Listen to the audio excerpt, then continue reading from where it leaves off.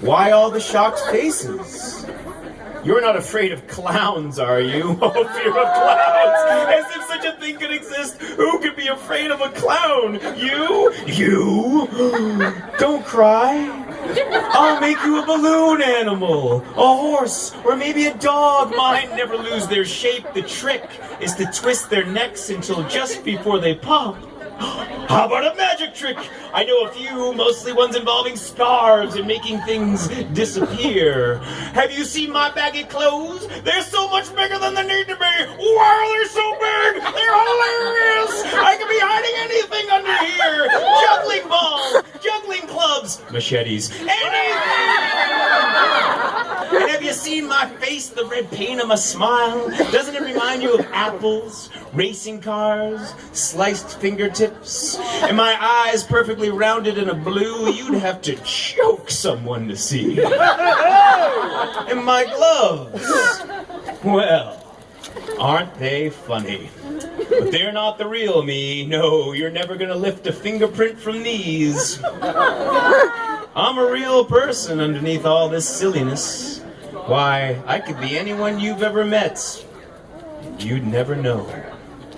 Maybe, after we're all done, I'll slip back in the clown alley and take off all this makeup, remove my fluffy wig, slip into clothes that fit like skin, and sit down right behind you.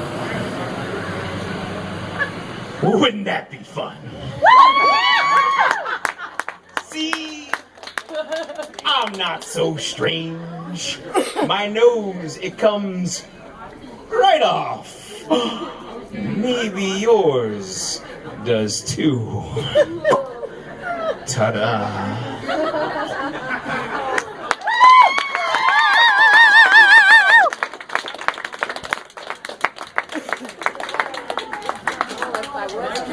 So, we were talking about like some of the early writing exercises are to create list poems. This is a poem called Why I Hate List Poems.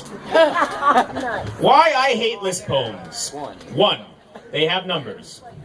2. The numbers always follow a predictable pattern, one level deep, a child's trick of fingers and toes. Why don't list poems ebb and flow like legal documents with subsections listing letters and Roman numerals weaving like IV3?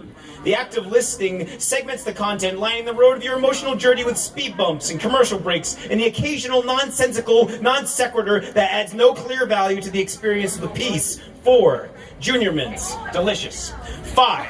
There's always a theme, but not necessarily a story. A list poem is a dictionary entry defining the noun, verb, and adjective as it falls slowly, a coalescing of chapters that reads more like a digest than a novel. 6. There is always innuendo, usually around 6 or 9. I don't know why, but this feels like a mutual agreement between the audience and the writer, a movement of the mouth that you can't quite concentrate on. 7. There's usually a section of a list poem where the author is clearly running out of ideas. Your best bet is to put the weaker bits in the middle and hope no one notices. 8. The writer spends way too much time weaving this linear list into a forced pattern, looping like a Mobius strip, trying to make you backtrack like a dictionary entry that refers back to the definition that got you here in the first place. A back and forth that reads more like a choose-your-own adventure than a novel. 9. Sex. Delicious. 10. You don't know quite how this will end, but there seems to be a mutual agreement between the audience and the writer that this will be a nice round number, divisible by 5 or 2, a neat package that brings it all together and completes the pattern, a brilliant crescendo from an orgasmic build to say that this is the satisfying ending that you have been craving. 11. It never ends on a prime number. Which is a shame, because there are so many prime numbers, potentially endless, and folks get so excited when we find a new one, a bigger one. There is something fascinating about a number that is only divisible by itself in 1. 12. I am not linear.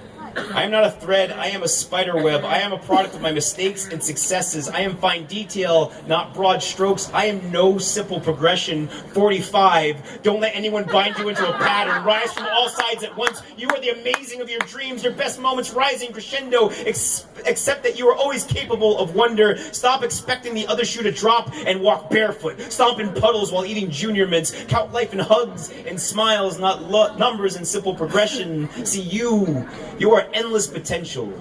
No one can divide you but you.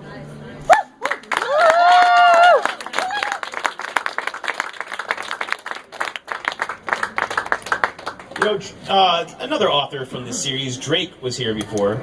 I'm sure he's left because there are things to do. But he was talking about the fact that I was saying about my daughter and the boys who date my daughter. This is to my son.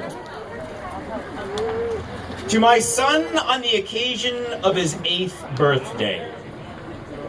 Knock it off. Stop growing old. You are officially grounded from age. I do not want to see another tooth shed from your mouth like some small porcelain treasure. No more growth spurts that prevent me from having to bend down to hug you. I forbid your haircuts to advance past anything that is not vaguely bowl-shaped. You don't understand. Forever is in smaller chunks for you since you've only had 8 years of life from which to build perspective. Childhood will last for eons, with summers advancing in ages and birthdays spanning eras. Even recess will last the equivalent of one of my days. But my 30-plus years have diluted the perspective of time, and I am trying to hold on to these years with you as if they were water. I keep looking up and seeing this baby turning into a boy with every milestone, this bittersweet moment where I encourage you to move forward while lying down, clutching at your ankles, trying to drag you back into a crib. If you keep going at this rate, soon you will find the purgatory of adolescence, and even worse, high school. And those years will drag on, forming center rings and redwoods, and we will be able to tell where there's a blight of pimples, and show the line where your voice went from soprano to tenor, and you will sit alone grow in a grove of other trees, knowing that the mighty shade of your father surely never felt the worry of wind that a sapling holds, and I will never be able to convince you that these years are a mere bump on your identity that still does not know which way your branches will grow. Adulthood seems so far away from you, as if stars will burn out and fade on your journey to it, leaving dark holes in the sky and constellations undone, and yet I see you speeding towards it faster than starlight. And I want to pull you over and read you your rights. You have the right to remain 8. You have the right to imagine adventures for all eternity. If you cannot afford an adventure this time, Daddy will take a vacation day. We will go get so filthy that we will leave rings and bathtubs. Yeah! And washing machines. I am not crazy.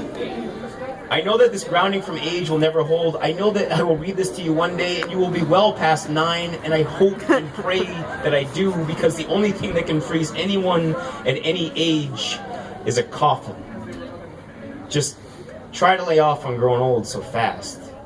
Enjoy digging to China in the backyard and fighting off hordes of Sith while landing a million punches and never once getting hit. May you never become bitter or disillusioned at my wisdom. And may you never be afraid to kiss my lips in public. Hold on tight before these years turn to water. And as you go, send in your sister. I have it from a reliable source that she thinks she's turning 6 soon.